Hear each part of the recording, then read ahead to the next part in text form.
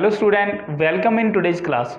तो स्टूडेंट, अपना ज्योग्राफी का चैप्टर चल रहा था land, soil, water, natural vegetation and wild life resources. इस चैप्टर में हमने सबसे पहले लैंड को डिस्कस किया था, उसके बाद जो second important factor, important resource, हम सॉइल को डिस्कस कर रहे थे। सॉइल के बारे में हमने डिस्कस किया कि सॉइल क्या होती है, लैंड से ये कैसे डिफरेंट है, हमारे लिए सॉइल जो रिसोर्स है ये हमारे लिए क्यों इंपॉर्टेंट है, कैसे इंपॉर्टेंट है। और उसके बाद हमने डिस्कस किया था कि इनके सामने कुछ प्रॉब्लम्स आती है, सॉइल से रिलेटेड कुछ प्रॉब्लम्स है, और जब प्रॉब्लम है तो प्रॉब्लम की उसका सोल्यूशन भी होगा। उसी सोल्यूशन को आज हम डिस्कस करेंगे। तो जो प्रॉब्लम होती है वो किस प्रकार की होती है कि डिग्रेडेशन ऑफ सॉइल, कि सॉइल जहाँ हम कह सकते हैं कि मृदा अपरदन होता है, कि क्या कहेंगे, मृदा अपरदन होता है, सॉइल का डिग्रेडेशन होता है। और जब सॉइल डिग्रेडेशन होता है, जब कोई प्रॉब्लम है तो प्रॉब्लम का सोल्यूशन भी होगा। तो उसको कंजर्व कैसे किया जाए, कंजर्वेशन मेजर, उसको बचाने के क्या क्या तरीके हैं, सॉइल अपरदन को, मृदा अपरदन को रोकने के कौन कौन से उपाय हैं, वो आज हम डिस्कस करेंगे। तो सबसे पहले हम देखते हैं कि factors responsible for degradation of soil, कि जो मृदा अपरदन है, डिग्रेडेशन ऑफ सॉइल है, मृदा अपरदन है जो, उसके लिए कुछ फैक्टर्स रिस्पॉन्सिबल रहते हैं। वो कौन कौन से फैक्टर हैं उनको डिस्कस करते हैं। तो सबसे पहला जो है मेन जो फैक्टर रहेगा वो है डिफोरेस्टेशन। डिफोरेस्टेशन क्या है? डिफोरेस्टेशन जैसे कि आपको पहले ही बताया गया है कि जंगलों की, पेड़ों की लगातार कटाई होने से क्या होता है, जो मिट्टी है वो क्या है, ढीली पड़ जाती है। क्यों? क्योंकि जो पेड़ होते हैं उन्होंने मिट्टी को जकड़ कर रखा होता है। जब पेड़ कट जाएंगे तो क्या है, वो मिट्टी ढीली पड़ जाती है और वो क्या है, हवा और पानी की वजह से वो बह जाती है, जिसे हम कह सकते हैं कि सॉइल डिग्रेडेशन होता है। नेक्स्ट स्टेप है हमारे पास ओवरग्रेजिंग। ओवरग्रेजिंग जब क्या है, घास फूस है कहीं पर तो उसको एकदम से वहाँ पर ओवरग्रेजिंग हो जाती है, जहाँ ये कह दें कि पशु वहाँ पर घास फूस चर लेते हैं। पशुओं के चरने से क्या होता है, जो घास है वो क्या है, उखाड़ते हैं। अब ये तो है नहीं कि उनको ये पता है कि दराती ले और वो वहाँ से काट लें, ये ऐसा तो वो नहीं करते। वो क्या करते हैं, एकदम से वो घास को उखाड़ते हैं, जिससे क्या है, मिट्टी भी उखड़ जाती है साथ में, और जो पानी और हवा के कारण वो बह जाती है, वो भी एक सॉइल डिग्रेडेशन का एक फैक्टर बनता है। नेक्स्ट है over use of chemical fertilisers और पेस्टिसाइड।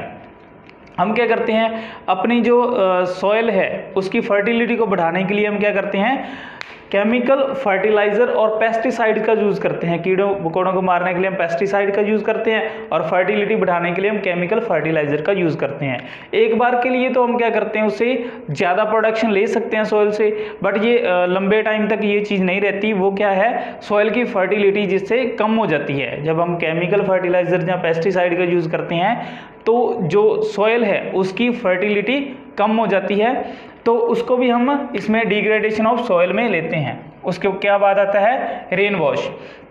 जब रेन आती है तो रेन हम देखते हैं ना कि डिफरेंस देखते हैं, जो एक तो हमारा पीने वाला पानी होता है वो कितना क्लीन होता है, और जब हम रेन का वाटर देखते हैं तो वो कितना मतलब धुंधला, धूल भरा होता है, जिससे हम ये कह सकते हैं कि जो रेन है वो क्या है, अपने साथ मिट्टी को बहा कर ले जाती है। तो उससे भी क्या होता है, मिट्टी के रेन के कारण, रेन के साथ मिट्टी के बहाव को हम कह सकते हैं कि डिग्रेडेशन ऑफ सॉइल होता है। उसके बाद है लैंडस्लाइड। लैंडस्लाइड हमने डिस्कस किया था कि जैसे कि माउंटेन वगैरह होते हैं, वहाँ से क्या है, उसकी स्लाइड्स वहाँ से फिसल जाती है, यानी कि वो मिट्टी वहाँ से फिसल जाती है, हट जाती है अपनी जगह से। तो लैंडस्लाइड भी क्या है, एक फैक्टर बनता है डिग्रेडेशन ऑफ सॉइल का। नेक्स्ट है फ्लड। पानी के ज़्यादा जब बाढ़ आ जाती है, फ्लड आ जाते हैं, पानी के तेज बहाव क्या करता है, मिट्टी को अपनी जगह से हटा के ले जाती हैं, तो वो भी क्या बनता है, एक रीज़न बनता है सॉइल के डिग्रेडेशन का, जहाँ हम कहें मृदा अपरदन का। अब ये सारे हमारे फैक्टर थे जिसके कारण डिग्रेडेशन होता है सॉइल का। अब हमने अभी डिस्कस किया था कि अगर कोई प्रॉब्लम है तो उस प्रॉब्लम का कोई ना कोई सोल्यूशन तो है, तो उस वही सोल्यूशन, वही मेथड्स नेक्स्ट हम डिस्कस करेंगे, मेथड्स ऑफ सॉइल कंजर्वेशन, कि सॉइल कंजर्वेशन की जो मृदा अपरदन है उसको, मृदा को या मिट्टी को कैसे बचाया जाए, उनसे रिलेटेड कुछ मेथड्स हैं। फर्स्ट है मल्चिंग। मल्चिंग क्या है, लेयर ऑफ ऑर्गेनिक मैटर। जैसे कि मान लो कोई ट्री है, ये कोई ट्री है, इस ट्री में ये जो यहाँ पर बेयर लैंड है, ये जो नंगी परत है,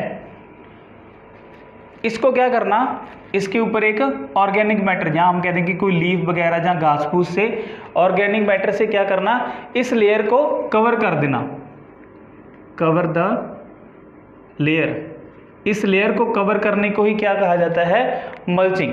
यानी जब हम इस लेयर को कवर कर देंगे तो इस ट्री को जब पानी लगेगा तब क्या है, ये जो पार्ट रहेगा इसमें ज़्यादा टाइम तक नमी रहेगी, तो हम क्या कर सकते हैं, इसको ज़्यादा पानी देने की ज़रूरत नहीं पड़ेगी, क्योंकि जब इसकी लेयर बना दी तो ये क्या है, इसको ऑटोमेटिकली लंबे टाइम तक उसको एक बार दिया हुआ पानी काम आता रहता है। तो जिसको हम क्या कहते हैं, मल्चिंग करके हम सॉइल कंजर्वेशन को मेंटेन कर सकते हैं। नेक्स्ट आता है हमारे पास कंटर बैरियर।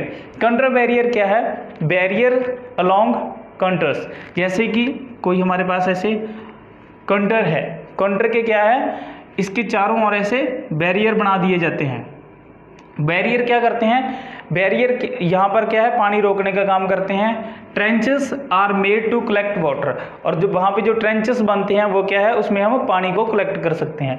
तो ये भी क्या है, एक मेथड है सॉइल कंजर्वेशन का। नेक्स्ट आता है rock dam. Rock are piled up to slow down the flow of water. तो रॉक पर हम क्या कर सकते हैं, डैम बना के जो पानी है, पानी के बहाव को हम क्या कर सकते हैं, स्लो डाउन कर सकते हैं। जिससे क्या है, जब पानी का बहाव कम हो जाएगा तो जिसकी वजह से जो मिट्टी का कटाव है वो कम होगा। तो रॉक डैम भी क्या है, सॉइल कंजर्वेशन का एक बढ़िया मेथड है। नेक्स्ट आता है टेरेस फार्मिंग। टेरेस फार्मिंग क्या है, broad flat steps are made up on the steep slope. Steep slope, जैसे मान लो कि ऐसे कोई स्लोप है, इस स्लोप पर क्या बना देना, ब्रॉड फ्लैट स्टेप, इस पर ऐसे स्टेप बना दिए जाते हैं। इस प्रकार से इसके ऊपर स्टेप बना दिए जाते हैं। ये स्टेप क्या करते हैं, so that flat surface are available to grow crop. और इन स्टेप्स पर क्या कर सकते हैं, हम यहाँ पर अपने क्रॉप्स को ग्रो कर सकते हैं। तो टेरेस फार्मिंग करके हम क्या कर सकते हैं, यहाँ पर जो मिट्टी का कटाव होना है, मृदा अपरदन होना है, उसको हम कम कर सकते हैं। नेक्स्ट आता है शेल्टर बेल्ट्स।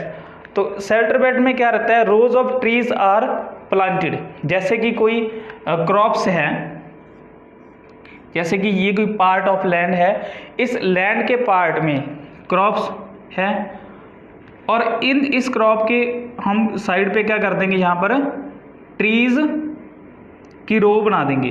तो जब इस लैंड के चारों ओर एक शेल्टर बेल्ट बना दी गई, यहाँ पर ट्री उगा दिए गए लंबे लंबे, तो जिसकी वजह से क्या होगा, जो बिंद से होने वाली, जो हवा से होने वाली मृदा अपरदन है, मिट्टी का कटाव है, उसको हम कंट्रोल कर सकते हैं। तो ये कुछ मेथड्स हैं, mulching, counter barrier, rock dam, terrace farming and shelter belt, जिनकी हेल्प से हम क्या कर सकते हैं, सॉइल कंजर्वेशन को कंट्रोल कर सकते हैं।